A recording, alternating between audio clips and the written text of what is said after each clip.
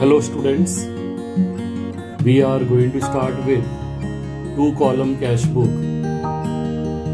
Either हम उसे two column cash book बोलते या डबल कॉलम कैश बुक, और we say cash book with cash and bank column.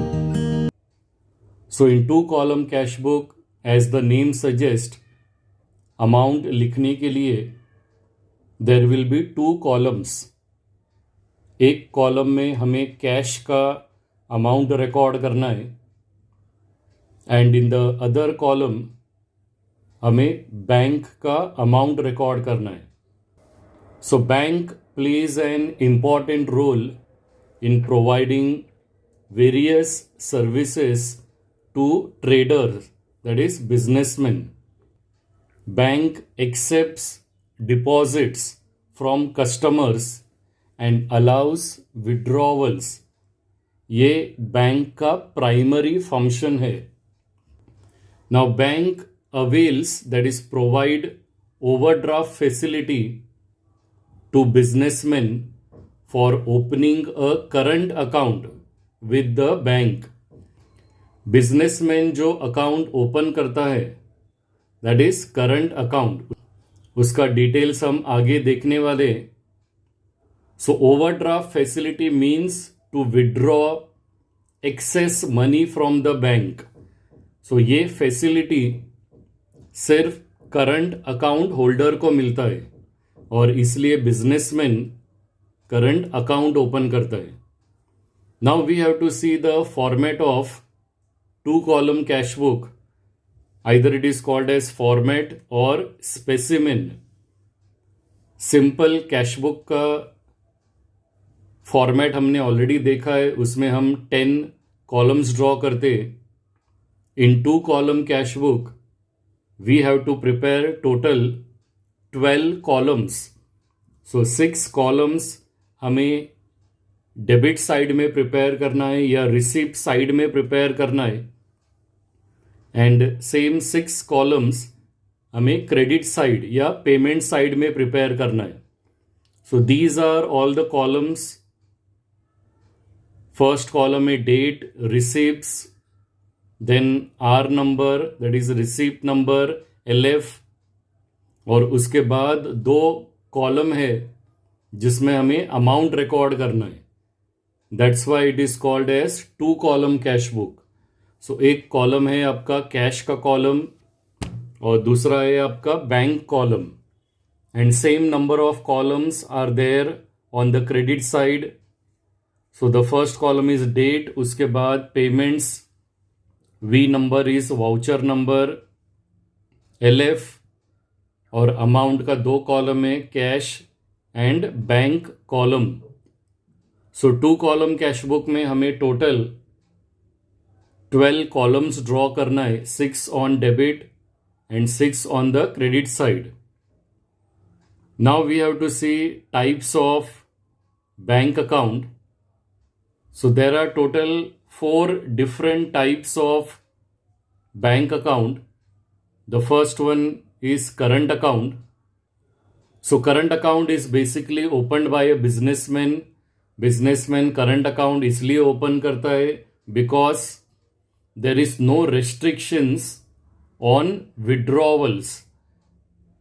अगर प्रोप्राइटर ने करंट अकाउंट ओपन किया है, then he can withdraw the money from the bank any number of times with in the working hours.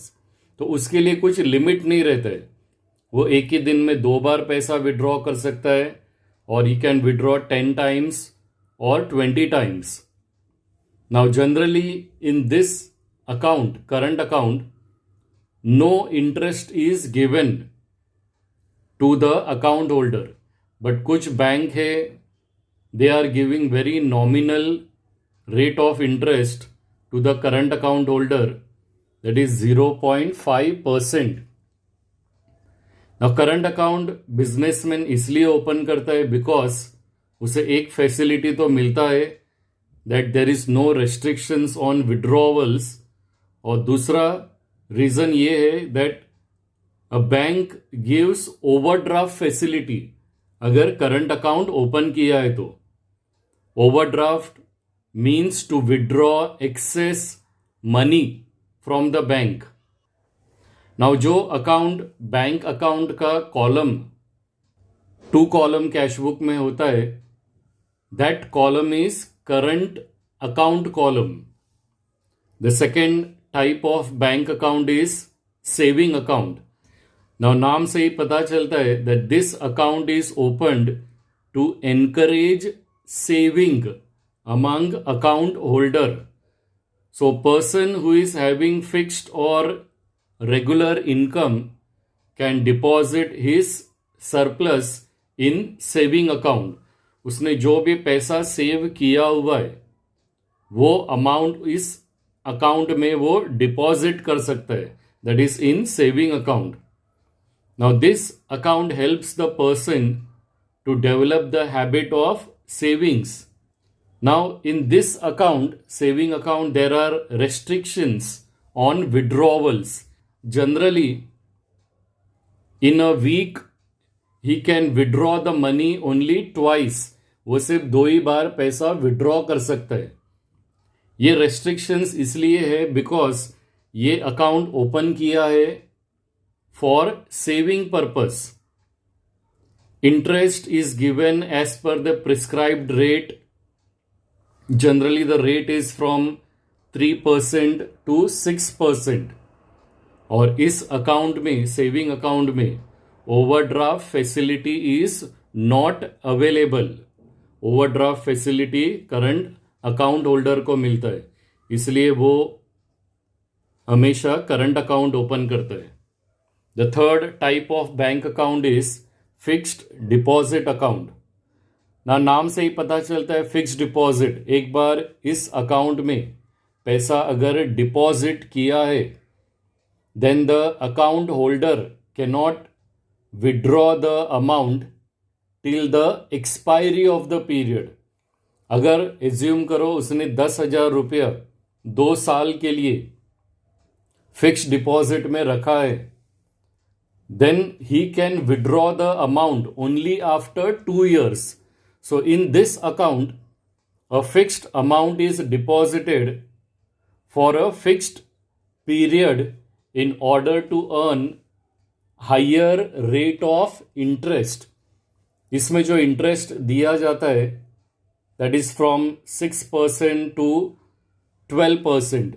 It all depends upon the prescribed rate, current rate कितना है। Accordingly interest is given to the fixed deposit account holder.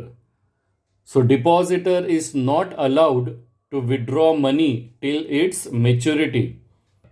और सबसे highest rate of interest fixed deposit holder को मिलता है। Fourth and last account is recurring deposit account.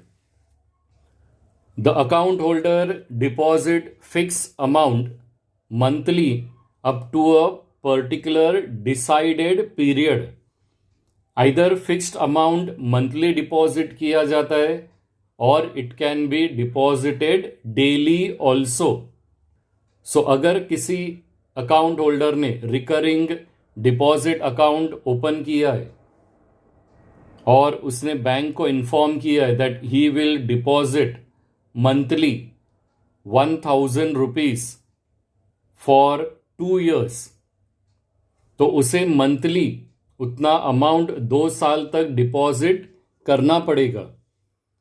इसका जो interest rate रहता है it is higher than the saving bank account and lower than the fixed deposit account. And in this account also depositor is not allowed to withdraw money till its maturity. So अगर उसने 2 साल तक recurring deposit account open किया है तो उसे monthly basis पर उतना अमाउंट डिपॉजिट करना पड़ेगा टिल 2 years, और उसे अमाउंट मिलेगा only after completing the second year. 2 साल कंप्लीट करने के बाद ही उसे पैसा मिलेगा। Now we have to see accounting treatment. अगर कोई ट्रांजैक्शन दिया रहेगा 2 कॉलम कैश बुक का, तो उसे हमें सबसे पहले कौन से साइड में रिकॉर्ड करना है?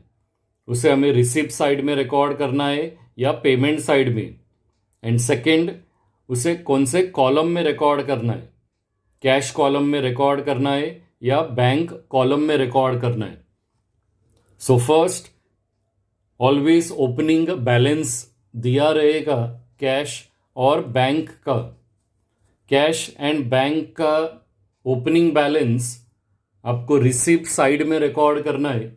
जो कैश का बैलेंस रहेगा उसे रिसिप्ट साइड में कैश कॉलम में रिकॉर्ड करना है, और जो बैंक का बैलेंस रहेगा उसे भी रिसिप्ट साइड में बैंक कॉलम में रिकॉर्ड करना है।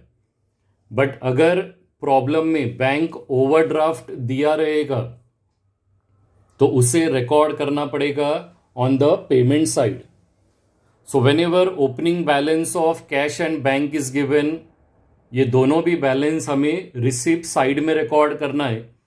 कैश तो कंपलसरी रिसिप्ट साइड में ही रिकॉर्ड करते, और बैंक बैलेंस रहेगा तो भी रिसिप्ट साइड में आएगा। बट अगर बैंक ओवरड्राफ्ट दिया है तो उसे हमें पेमेंट साइड में रिकॉर्ड करना है। और सेकेंड, अगर आपको ट्रांजैक्शन दिया है चेक रिसीव्ड या बेयरर चेक रिसीव्ड या ऑर्डर चेक रिसीव्ड, ये ट्रांजैक्शन दिया है, तीनों में से कोई भी एक ट्रांजैक्शन दिया रहेगा, तो सिंस चेक रिसीव्ड हुआ है तो ऑब्वियसली हमें उसे रिसीप्ट साइड में रिकॉर्ड करना है और अमाउंट को रिकॉर्ड करना है इन कैश कॉलम। क्योंकि बेयरर चेक या ऑर्डर चेक मिला है तो प्रोप्राइटर क्या कर सकता है? He can directly go to the bank. जिसके पास से उसे चेक मिला है वो डायरेक्टली उसके बैंक में जाकर वो कैश विड्रॉ कर सकता है। सो प्रोप्राइटर का जो बैलेंस इंक्रीज होगा वो उसका कैश बैलेंस इंक्रीज होगा, इसलिए उसे रिकॉर्ड करना है in cash column. Third transaction अगर दिया है क्रॉस चेक रिसीव्ड, रिसीव्ड हुआ है तो उसे रिसिप्ट साइड में रिकॉर्ड करना है एंड अमाउंट को रिकॉर्ड करना है इन बैंक कॉलम। अगर क्रॉस चेक रिसीव हुआ रहेगा तो जिसके पास से हमें चेक मिला है हम उसके बैंक में जाकर कभी कैश विड्रॉ नहीं कर सकते। प्रोप्राइटर को उसके खुद के बैंक में ये चेक डिपॉजिट करना पड़ेगा और उसके बैंक में पैसा आएगा आफ्टर 2 days। सो जो बैलेंस बढ़ेगा वो बैंक का बैलेंस बढ़ेगा, इसीलिए हमें अमाउंट रिकॉर्ड करना है in bank column. Fourth, next transaction अगर दिया है that cheque received and deposited on same day, proprietor को चेक मिलने के बाद उसने उसी दिन अगर वो बैंक में जमा किया है, बैंक में डिपॉजिट किया है, तो ऑब्वियसली उसका बैंक का बैलेंस बढ़ेगा। सो चेक रिसीव्ड हुआ है तो उसे हमें रिसीप्ट साइड में रिकॉर्ड करना है और अमाउंट को रिकॉर्ड करना है बैंक कॉलम में। नेक्स्ट ट्रांजैक्शन अगर दिया रहेगा चेक इशूड, इशूड मतलब चेक से अगर पेमेंट किया है, पैसा दिया है, तो इशू किया है मतलब उसे हमें पेमेंट साइड में रिकॉर्ड करना है और अमाउंट को रिकॉर्ड करना है बैंक कॉलम में। अगर प्रोप्राइटर ने किसी को भी पैसा चेक से पेमेंट किया है, चाहे वो कोई भी टाइप का चेक रहने दो, बेयरर, ऑर्डर या क्रॉस चेक, अमाउंट उसके बैंक अकाउंट से जाएगा, सो उसका बैंक बैलेंस कम होगा, इसलिए अमाउंट को रिकॉर्ड करना है बैंक कॉलम में। सिक्स्थ ट्रांजैक्शन सपोज दिया रहेगा direct deposit by customer into bank.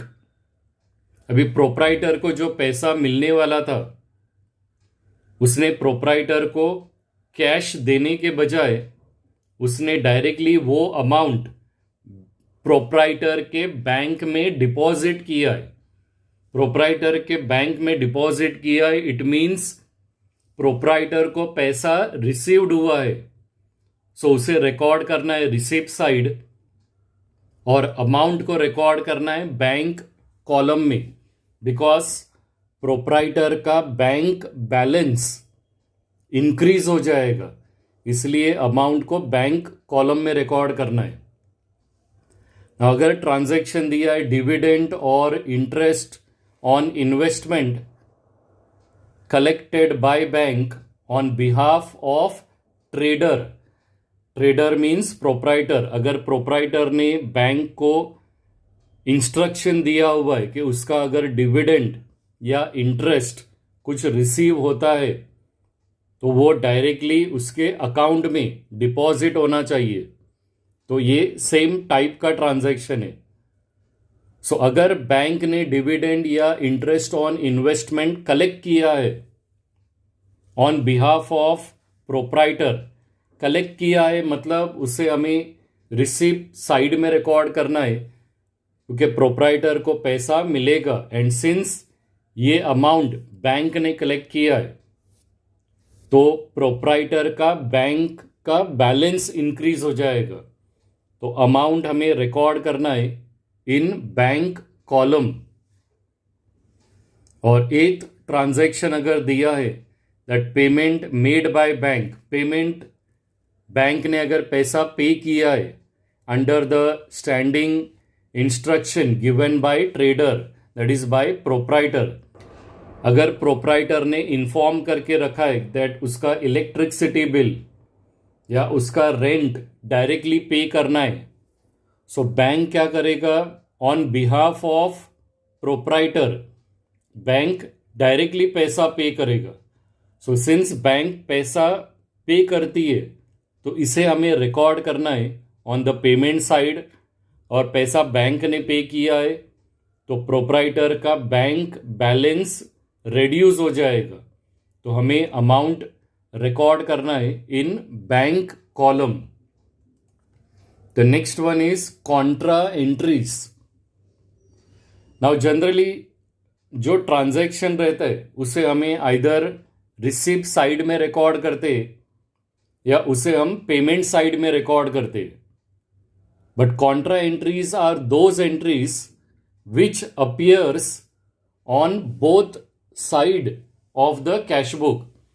ये ऐसा ट्रांजैक्शन रहता है जिसके वजह से हमें एंट्रीज दोनों भी साइड में पास करना है, receipt side as well as payment side, उसको हम बोलते हैं कॉन्ट्रा एंट्री। नाउ ये कॉन्ट्रा एंट्री क्यों पास करते? कॉन्ट्रा एंट्री इसलिए पास करते हैं because cash account and bank account अगर एक ही जर्नल एंट्री में ऑपोजिट साइड में आता रहेगा, डेबिट और क्रेडिट साइड में, then businessman contra entry pass करते हैं on receipt as well as on the payment side. और कॉन्ट्रा एंट्री पास करने के बाद जो एलएफ का कॉलम रहता है, लेडजर फोलियो का कॉलम, उसमें कैपिटल में हमें सी लिखना है, तो उससे हमें पता चलता है कि कॉन्ट्रा एंट्रीज पास किया हुआ है। 3 ऐसे ट्रांजैक्शंस है जिसके लिए प्रोप्राइटर कॉन्ट्रा एंट्री पास करते हैं। The first transaction is cash deposited into bank. अगर कैश को डिपॉजिट किया है बैंक में, then bank is receiver, cash goes out, तो बैंक और कैश ये दोनों भी एक जर्नल एंट्री में ऑपोजिट साइड में आ गया है, इसलिए हमें उसका कॉन्ट्रा एंट्री पास करना है। और एक पॉसिबिलिटी है cheque received on previous date deposited into bank. Now 3 तारीख को जो चेक मिला था बिजनेसमैन, अगर उसे नेक्स्ट डे बैंक में डिपॉजिट अगर वो कर रहा है तो हमें उसका कॉन्ट्रा एंट्री पास करना है। ना इसका कॉन्ट्रा एंट्री क्यों पास करते हैं?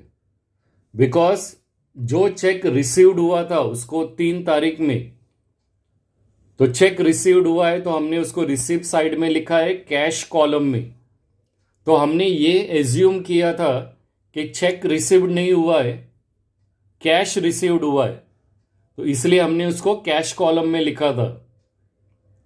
और नेक्स्ट डे जब वो सेम चेक बैंक में अगर बिजनेसमैन इफ इज डिपॉजिटिंग, तो हमें ये एज्यूम करना है कि हम चेक डिपॉजिट नहीं कर रहे, we are depositing cash into the bank. So वो सेम ट्रांजैक्शन होता है जो हमने फर्स्ट लिखा हुआ है। सो अगर आपको दिया हुआ है कैश डिपॉजिटेड इन बैंक या cheque received on previous date, अगर उसको डिपॉजिट कर रहे तो इसका हमें कॉन्ट्रा एंट्री पास करना है, क्योंकि इसका जर्नल एंट्री आएगा bank account debit to cash account, दोनों ट्रांजैक्शन का सेम जर्नल एंट्री आएगा। तो इसे हमें रिकॉर्ड कैसे करना है, जो अकाउंट जर्नल में क्रेडिट हुआ है उसे हमें डेबिट करना है इन टू कॉलम कैश बुक। तो रिसीप्ट साइड में हमें लिखना पड़ेगा टू कैश अकाउंट और अमाउंट को रिकॉर्ड करना है इन बैंक कॉलम, और जो LF का कॉलम रहेगा उसमें हमें C लिखना है। यह हमने इसका फर्स्ट इफेक्ट पास किया है। कॉन्ट्रा एंट्री मतलब हमें दोनों भी साइड में रिकॉर्ड करना है। सो दूसरा एंट्री इसका पेमेंट साइड में रिकॉर्ड करना है, और पेमेंट साइड में हमें लिखना है बाय बैंक अकाउंट, और बाय बैंक लिखा है तो अमाउंट को हमें कैश कॉलम में रिकॉर्ड करना है, और जो LF का कॉलम रहेगा उसमें हमें C लिखना है। सो जर्नल एंट्री हमने पास किया है bank account debit to cash. So cash जो जर्नल में क्रेडिट हुआ है वो आपका टू कॉलम कैश बुक में, उसे हमें रिसिप्ट साइड में लिखना है टू कैश, और अगर रिसिप्ट साइड में टू कैश लिखा है तो पेमेंट साइड में हमें बाय बैंक अकाउंट लिखना है। नाउ ये आपका कॉलम्स है टू कॉलम कैश बुक का। नाउ इसे रिकॉर्ड किस तरह से करना है, तो रिसीप्ट साइड में हमें लिखना है to cash account, LF column में C लिखना है कैपिटल में, और टू कैश लिखा है तो अमाउंट हमें बैंक कॉलम में लिखना है। और सिंस रिसिप्ट में हमने टू कैश लिखा है तो पेमेंट साइड में हमें बाय बैंक अकाउंट लिखना है, LF का कॉलम में हमें कैपिटल में C लिखना है, और बाय बैंक लिखा है तो amount will come in cash column. Okay, so this is how a contra entry is recorded in two column cash book. और एक कॉन्ट्रा एंट्री आता है for cash withdrawn from bank. इसका कॉन्ट्रा एंट्री इसलिए pass करते because इसका भी journal entry pass करते समय कैश और बैंक दोनों अकाउंट आएगा, वो भी ऑपोजिट साइड में। तो इसका जर्नल एंट्री आएगा सिंस कैश विड्रॉ कर रहे, कैश कम्स इन, तो cash account debit to bank account. अभी इसे कैसे रिकॉर्ड करना है, तो जो अकाउंट हमने क्रेडिट हुआ है टू बैंक उसे रिसीप्ट साइड में लिखना है। तो it will come receipt side to bank account, और टू बैंक लिखा है तो अमाउंट हमें रिकॉर्ड करना है कैश कॉलम में। और ये सेम ट्रांजैक्शन के लिए पेमेंट साइड में हमें लिखना है बाय कैश अकाउंट, और अमाउंट रिकॉर्ड करना है बैंक कॉलम में। और इसे भी टू कॉलम कैश बुक में रिकॉर्ड करते समय डेबिट में हमें लिखना पड़ेगा टू बैंक अकाउंट, LF का कॉलम में C लिखना है कैपिटल में, और बैंक लिखा है तो अमाउंट को कैश कॉलम में रिकॉर्ड करना है। डेबिट में हमने टू बैंक लिखा है तो पेमेंट साइड में हमें लिखना है बाय कैश अकाउंट, LF का कॉलम में C आएगा, and amount we have to record in bank column. So contra entries are those entries which appears on both side of the cash book. Now next part में we are going to solve practical problem of two column cash book.